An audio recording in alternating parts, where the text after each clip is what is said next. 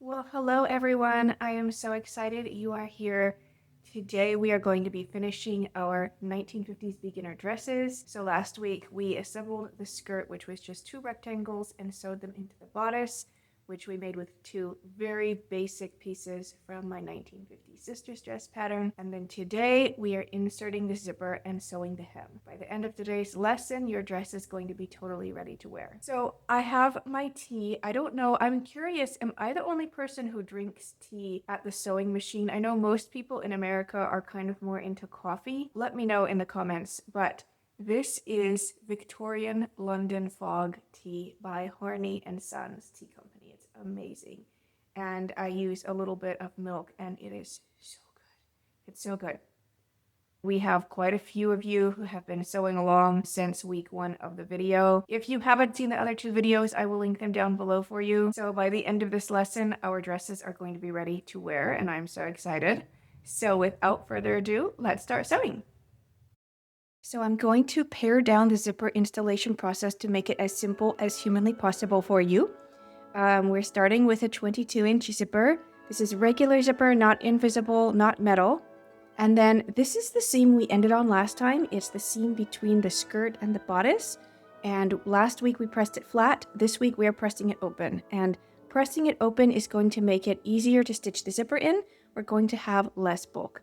Now, another way we are going to have less bulk is I've chopped some little triangles out of the seam allowance on the inside of the garment, right where the zipper will be stitched in. So you can see here, there's a notch there, and there's a notch on the other side as well. And then coming over to the other end, I have notched one triangle out. I'm just going to grab my dressmaking shears and show you how easy it is to notch that little area there. Because again, we have to fold this under that 5/8 of an inch, and it's going to be so much easier if there's less additional fabric. So what we're going to do is baste the seam closed. So we're starting by matching the top edges and pinning in place. The next thing we want to do is match up the waist seam. It's really important for your zipper to be placed properly and to have the waist seam matching up. Then we're just filling in the rest of the space with pins as well.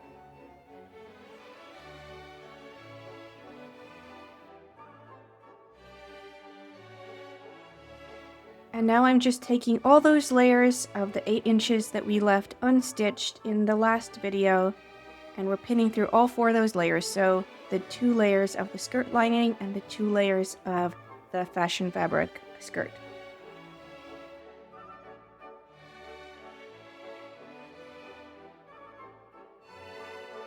Okay, so now that we have this entire seam, we're going to start at the top and stitch with basting stitches, which means very long stitches, just as long as when we did gathering stitches, but this time they will not be pulled up.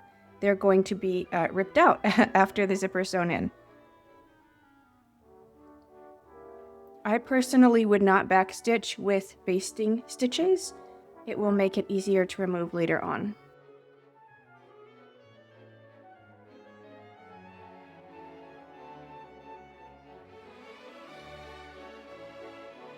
Now, as we get closer to the waist, you want to make sure that the seam allowances are both open. So you want the bodice seam allowances facing towards the bodice and the skirt towards the skirt.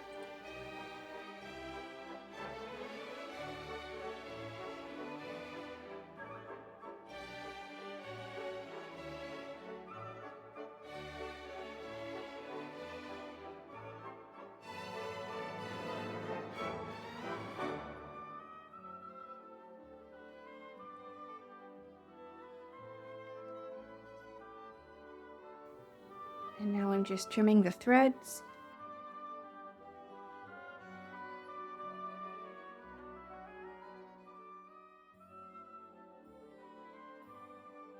Okay, so really important to give this a very good thorough steam. We're going to press it flat and then press it open. Because zippers do tend to add a lot of bulk, we want to make sure that the seam looks as nice right off the bat as we can.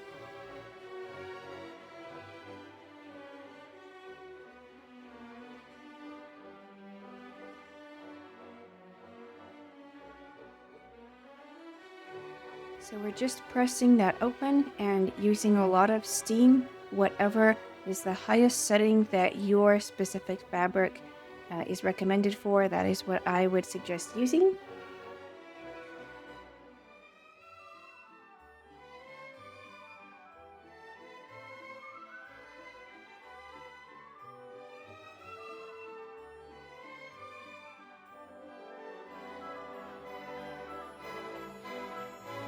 So now I have turned the dress right side out and we are just getting a lot of good steam right in the middle of that seam. And now we will take our zipper and we're going to put it underneath. So you see the little line of where the seam is down the back of the garment. We want our zipper teeth to be centered directly under that seam line. So I'm putting the zipper inside here.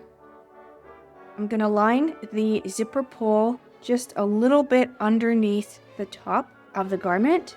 And then we're pressing those little flaps at the top of the zipper down. And we're going to pin them in place.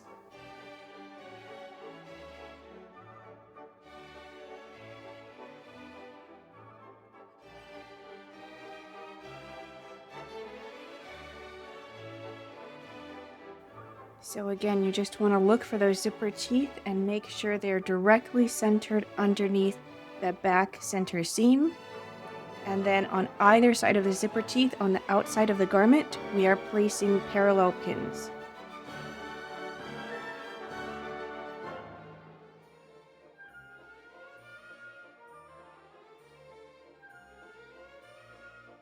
So you can actually feel the zipper teeth from the right side because there's a raised portion of the zipper where you can tell it's different from the zipper tape, which is kind of like that ribbon-like part of the zipper.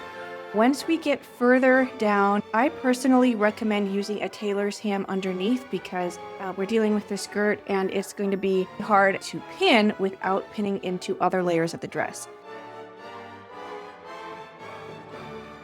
So we're starting at the upper left. We're going to stitch all the way down, and then we're going to walk our needle across the bottom edge of the zipper.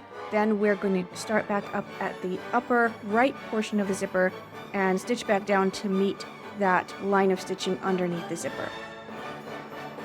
So here we are using our zipper foot. The zipper foot is really handy because it has this little groove cut out to enable you to get very close to the zipper without stitching over it. And then you can use it on either side of the foot depending on which portion you're stitching in. So there I have put it on the right side of the zipper foot. And I've taken my stitch back to 2.5. This is standard stitch length. I'm also going to remove that portion of my machine for what's called free arm stitching. And then you can feel with your fingers where that zipper is, and you want to stay very close to the edge without sewing through the zipper itself. Whenever I am sewing a zipper, I just make sure that I'm sewing very slowly because it is easier to go slowly than to rip things out and have to do them over again.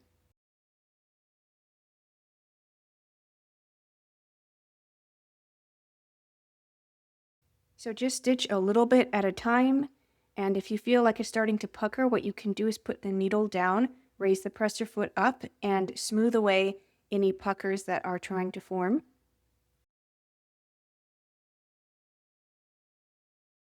Okay, now at this point in time, because we're getting closer to the skirt, we have so much fabric, I really need to make sure, and have you make sure, that you are not sewing anything into this seam. And it's really important when you're working with a large garment or a large amount of fabric.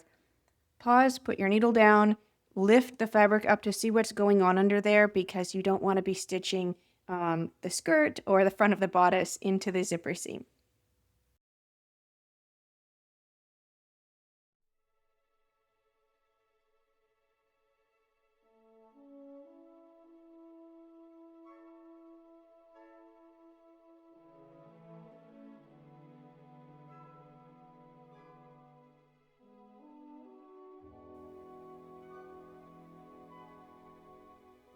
So I'm still feeling with my fingers to make sure I know exactly where the zipper is.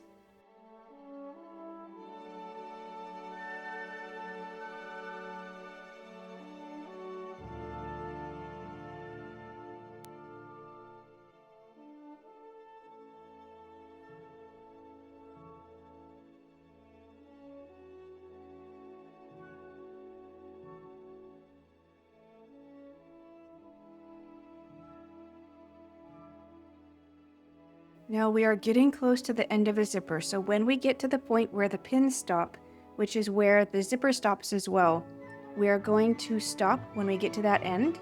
We are going to put the needle down, we're going to raise the presser foot, and then rotate the garment at a 90-degree angle. We want to be sewing a little tiny line of stitches right underneath where the zipper ends. And I recommend walking this across, which means you use your hand wheel so that it's not happening too quickly and you can make sure you're not stitching through the zipper, but rather stitching right underneath it.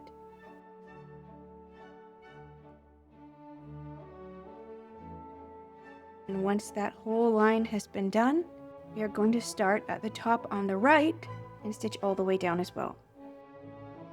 So I'm moving the zipper presser foot over to the other side.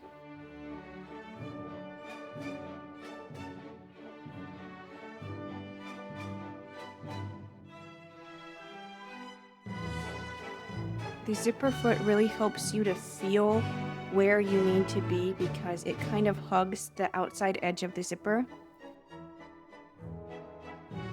And so here we have the finished zipper. You can see that little line of stitching down at the bottom. So the zipper's in perfectly, but you'll remember those basting stitches, which is where we sewed the seam originally. Those need to be taken out. So I recommend a seam ripper and tweezers. You could try normal tweezers, but I like the kind that is specifically for sewing. If you've never used a seam ripper before, it's pretty easy. The idea is we want to take the threads out, leaving as few holes in the fabric as possible. So you take the little metal point and you place it underneath the thread and pull it up.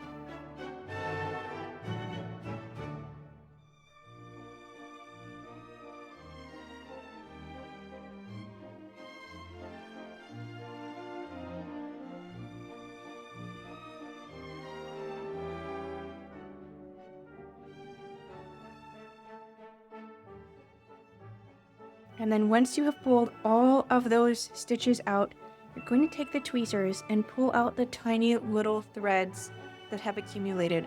Every once in a while you'll pull on one and it will turn into a very long thread.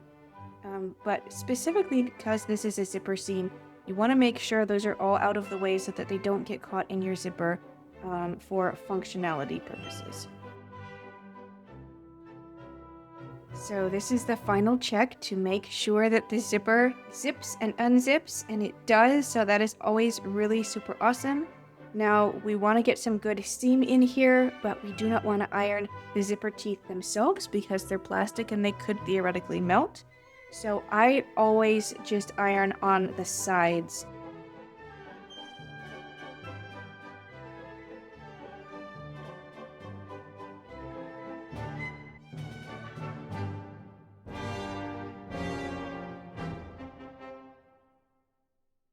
And then down underneath the zipper, you'll want to steam that very well too. Okay, so take a break if you need to. The hardest part, honestly, is behind you. The hemming is so simple and so straightforward. So we're going to do a 3-inch hem along the bottom. This was very common for vintage garments. So we're going to hem the fashion fabric individually, and we're going to hem the skirt lining individually. So I'm starting the process by turning up the lining. So we're pressing up 1/2 inch to the inside. So the part of the garment that has the seam allowances on it, that's the inside of the garment.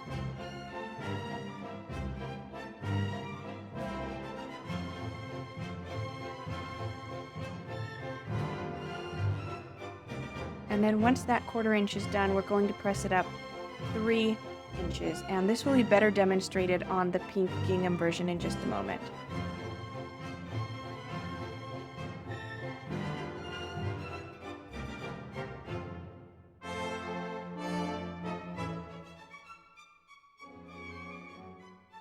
So once we have that pressed, we're going to take our pins and pin every few inches, just enough to hold it in place for when we're sewing it on the machine.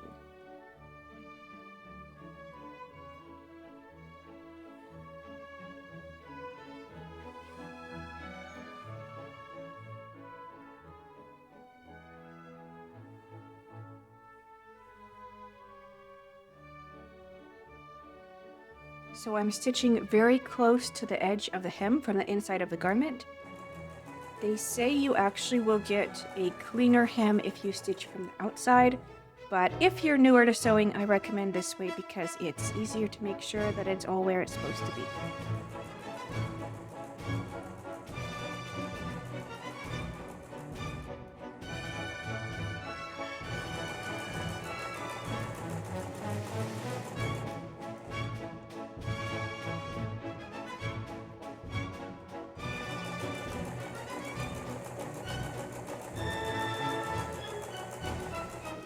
Okay, and then just as we do with our seams, we want to press the hem very well. You just press it flat. There are no 5-step pressing methods for a hem. Okay, so now that the lining is hemmed, we're going to use the exact same process on the gingham or whatever kind of fashion fabric you've chosen for the exterior of your garment. So we're pressing up 1/2 inch to the inside of the garment and steaming it very well.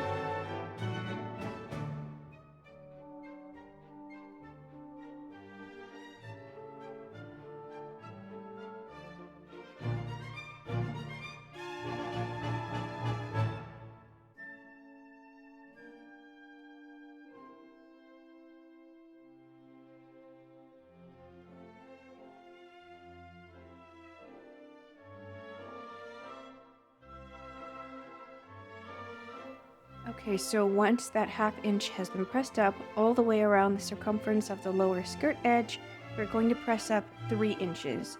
Now with gingham, it's fairly easy because you have those nice checks woven in. They tended to have wider hems, and I think it just looks a little bit nicer than the really kind of skimpy hems that we have today. I feel like garment manufacturers are constantly trying to cut corners these days.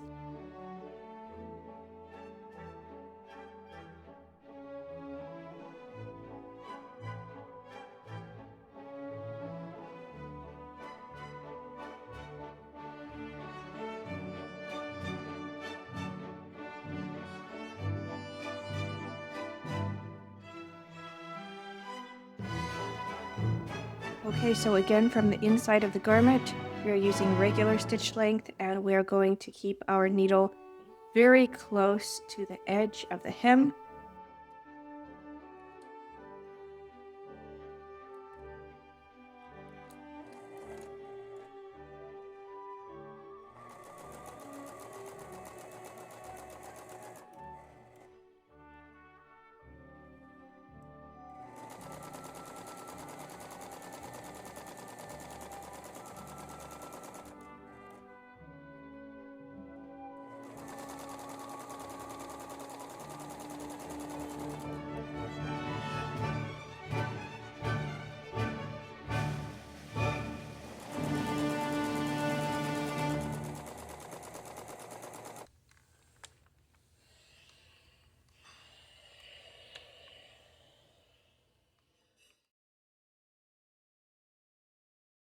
Okay, so our dresses are now finished, and I wanted to tell you a couple things that will be helpful. One of them is that if you really want the full vintage experience, definitely pick up a petticoat. These things are super, super comfy to wear. The top is made of this really nice stretchy fabric, so it's very comfortable. So if you have never worn a petticoat before, I think every woman probably needs to wear a petticoat at least one time in her life. It is a very, very fun experience. Now, because we lined this skirt, you don't absolutely have to have a petticoat. However, it will give you that vintage silhouette a little bit better. Once you have done this version of the dress, if you want to level it up a little bit, next time you sew one of these dresses, cut the neckline just a little bit wider So that means cutting a little deeper on the bodice front and also on the bodice back. Now you can see here what I have done is I've turned the bias binding to the inside instead of sandwiching it like we do on the armholes. I stitched the bias binding right sides together, trim the seams, press it to the inside, and then stitch it with these tiny invisible hand stitches. The next thing you'll notice is that I made the bias binding for this dress out of this actual fabric. So over here we have the contrast by using a store-bought bias binding, but over here it just makes it look a little bit more elegant to create the bias binding yourself. That is very simple. You just cut bias strips. There are many tutorials here on YouTube for that. So I always recommend when you find a pattern you like, make a second version of it. This could be made in so many different fabrics, so many different colors. You could make this in a beige or ivory or black as like a year-round staple. You could put a cinch belt around the waist. You could even put a sweater over the top and tie it, or wear it with a little cropped bolero. It's such a classic vintage silhouette, and you can just do all kinds of things with it. So until next time, happy sewing, and I will see you soon.